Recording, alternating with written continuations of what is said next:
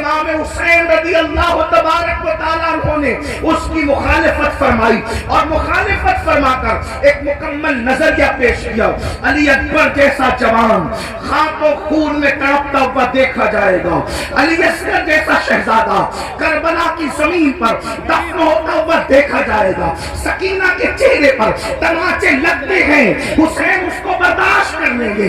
بیویوں کے دوپٹے چھینتے ہیں، حسین پاک کو وہ برداشت ہو جائے گا. لیکن اللہ اکبر، اللہ کے دین کو بدلا جائے، خدا کے دین کے اندر جو روح ہے اس کو مردہ کرنے کی کوشش کی جائے، امام نے اس کو گوارا نہ فرمایا اور سب لٹایا. جو آپ داستان کربلا میں سنتے ہیں، آپ سے پوچھنا چاہتا ہوں اب ہم کس کے ساتھ کھڑے ہیں؟ میں جلدی جلدی اپنی گفتگو کو آگے کی طرف لے جاؤں.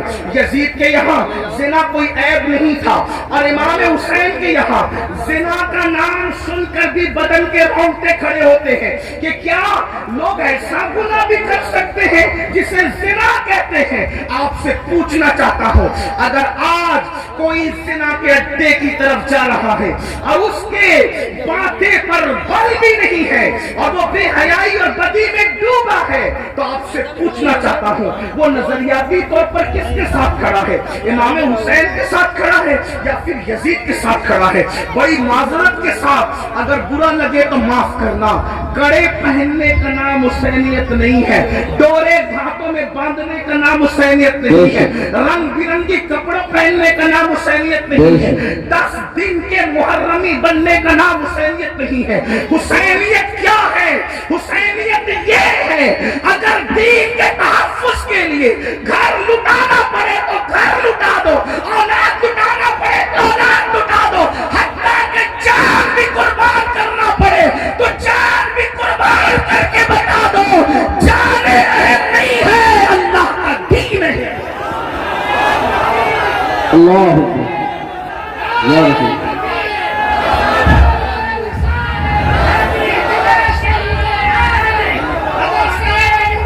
بڑی معذرت کے ساتھ کچھ لوگوں نے حسینیت کو بہت سستا کر دیا. اگر ڈورے کڑے اور کلر کے کپڑوں کا نام حسینیت ہوتا یا چند محفلوں کا نام حسینیت ہوتا پھر تو پوری دنیا حسینیت کی طرف آ جاتی. حسینیت اتنی آسان تو نہیں ہے نا. اس دور میں بھی 22,000 کا لشکر الگ کھڑا ہے اور 72 نفوس الگ کھڑے ہیں. اس سے پتا چلا حسینیت آسان نہیں ہے. اب اپنے آپ میں ڈوب کر سوچو قیامت کے دن اللہ اکبر کس کے ساتھ اٹھو گے؟ میری قوم کے وہ جوانوں جو اپنی راتوں کو گندی فلموں کے ساتھ جو ہے وہ اللہ اکبر جہنم کے عذاب کو قبول کرتے ہوئے خدا کے چیلنج سے نہ ڈرتے ہوئے نرم نرم قدوں پہ لے کر اگر زنا کے مناظر دیکھ رہے ہو تو میں یہاں پر موجود ہے ایک بات عرض کروں کہ یزید بھی تو کہیں پھر ایسا کام کرنے والوں سے اس معاملے میں 2 قدم پیچھے نظر آ رہا ہے. اور میری قوم کے وہ جوان جو اپنے آپ کو حسینی کہہ رہے ہیں وہ اس معاملے کے اندر اس معاملے میں کہہ رہا ہے کیا وہ یزید سے 2 قدم آگے نظر نہیں آتے؟ اللہ بتاؤ تو صحیح. شہزادہ رسول سے محبت کا دعویٰ اور کوئی مسلمان یہ تصور کر سکتا ہے کہ وہ زنا کے اڈے پہ جائے؟ وہ زنا جس کے بارے میں اللہ کے رسول صلی اللہ علیہ وسلم کہہ کر نبی نے فرمایا کہ قیامت کے دن زانیوں کو آگ کے کپڑے پہنائے جائیں گے، آگ کا کرتا پہنایا جائے گا اور ان کی شرمگاہوں پر جہنم کی آگ بھڑکائی جائے گی. پھر اس کے بعد دوسری چیز شراب کو لینے، نشہ کو لینے. اللہ اکبر 16 17 سال کے لڑکے آج ہمارے نشوں کی طرف جا رہے ہیں اور اللہ اکبر نشہ کی طرف جو چیز لے جا رہی ہے مجھے ایسا محسوس ہو رہا ہے کہ حقہ جو ہے وہ انسان کو نشے کی طرف تیزی کے ساتھ لے جا رہا ہے. میں حقے پر کوئی حکم تو نہیں لگا رہا ہوں، ویسے میں مفتی بھی نہیں ہوں کہ میں حقے پر کوئی حکم لگاؤں. حکم بیان کرنا میرا کام نہیں. میں ایک چھوٹا سا طالب علم ہوں. اصلاح معاشرہ کی محفل میں صرف دل کا درد لے کر کے آیا ہوں. ابتدا حقے سے ہوتی ہے. حقہ تو کوئی حرام نہیں. اس طرح کی لوگ بات کرتے ہیں پھر دھیرے دھیرے سگریٹ بناتے ہیں اور سگریٹ کے اندر پھر کیا کیا لگا کہ پیا جاتا ہے مجھ سے زیادہ آپ لوگ جانتے ہیں، اور آپ لوگوں سے ہی ہم تک باتیں پہنچتی ہے، اور پھر دھیرے دھیرے انسان ایم ڈی کا، نشے کا اور خدا جانے کس کس چیز کا عادی ہو جاتا ہے۔ آپ سے پوچھتا ہوں، یزید بھی نشہ کر رہا ہے، آپ بھی نشہ کر رہے ہیں، اور یزید کے اور آپ کے نشے میں فرق کیا ہے؟ اللہ اکبر، شاید یزید نے ایم ڈی وغیرہ کو خواب میں بھی نہیں دیکھا ہوگا۔ اللہ اکبر، اندازہ فرمائے کس طرف جا رہے ہو۔ اللہ اکبر، امام علی مقام علی جدی والی سلام کے سامنے یہ چیلنجز تھے۔ آپ اپنی قوم کو جرائم سے بچانا چاہتے تھے، آپ اپنی قوم کو گناہ سے بچانا چاہتے تھے۔ جانتے ہیں اللہ کے رسول صلی اللہ علیہ وسلم نے بستیوں کے اجڑنے اور گھروں کے اجڑنے کے لیے جو بات بیان فرمائی ہے اس کو دل کے کانوں سے سنے۔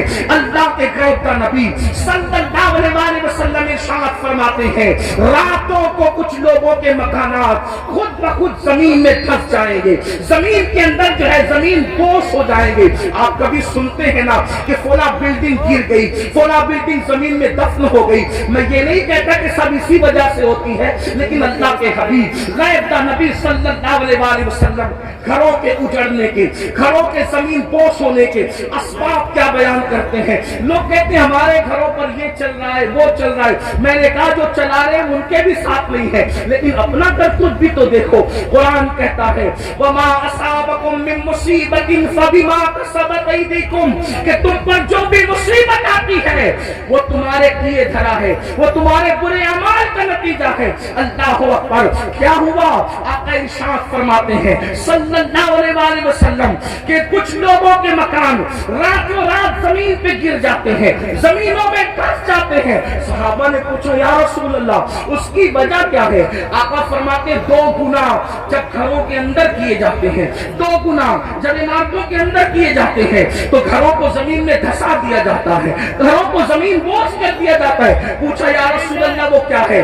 فرمایا ایک موسیقی ہے، میوزک ہے۔ جس گھر میں میوزک بجتا ہے اور جس گھر میں شراب پی جاتی ہے، راتوں رات ان گھروں کو زمین میں دھسا دیا جاتا ہے۔ اب آپ مجھے بتاؤ، کانوں میں ایئر فون لگا کر راتوں کے 3-3 4-4 بجے تک میوزک سننے والوں، کیا تمہیں اپنے گھروں سے پیار نہیں ہے؟ تمہیں اپنے گھروں سے محبت نہیں ہے؟ تمہیں اپنے گھروں سے الفت نہیں ہے؟ اور پھر اللہ کے حبیب علیہ السلام فرماتے ہیں جس نے دنیا میں شراب کا ایک گھونٹ پیا اور توبہ نہیں کی، جب وہ مرے گا تو مرنے وقت اس کی زبان پہ کلمہ جاری نہیں ہوگا، وہ کلمے سے محروم رہے گا۔ اور یہاں تک کہ حضرت مالک الدینار فرماتے ہیں میں نے کئی نشہ کرنے والوں کو کفر پر مرتے دیکھا ہے۔ اللہ اکبر، حضرت عمر ابن عبدالعزیز کہتے ہیں میں نے کئی نشہ کرنے والوں کو کفر پر کافر ہو کر مرتے دیکھا ہے۔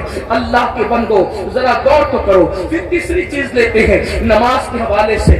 95% لوگ نماز نہیں پڑھتے ہمارے معاشرے کا، اور لوگ آسانی سے کہہ دیتے ہیں مولانا ہمیں ٹائم نہیں ملتا، بلکہ عاشور کے شب میں بھی جس میں جمعرات ہی کو جنگ ہو رہی تھی کربلا کی، اکثر مورخین کہتے ہیں جمعرات کو ہی جو وہ جنگ کا آغاز کر دیا تھا۔ امام پاک نے پوچھا غازی عباس سے عباس کیا کر رہے ہیں لوگ؟ کہا وہ تو جنگ شروع کرنے کی بات کرتے ہیں۔ کہا ان سے کہہ دو کہ ہمیں نماز بہت پسند ہے، ہمیں تلاوت بہت پسند ہے، ہمیں گریہ اللہ کے لیے کرنا بہت پسند ہے، ذکر اذکار بہت پسند ہے۔ وہ جنگ تو ہونی ہے لیکن ایک رات کی وہ ہمیں مہلت دے دیں تاکہ آنے والی رات شب عاشور ہے اس پہ ہم اللہ کی عبادت کریں، گریہ وزاری کریں۔ آپ سے پوچھتا ہوں امام تو مہلت لے رہے ہیں عبادت کے لیے، اور اللہ رب العزت نے ہمیں پوری زندگی دی ہے، عبادت کی طرف نہیں آتے۔ کتنی سادگی سے انسان کہتا ہے مولانا ٹائم نہیں ملتا۔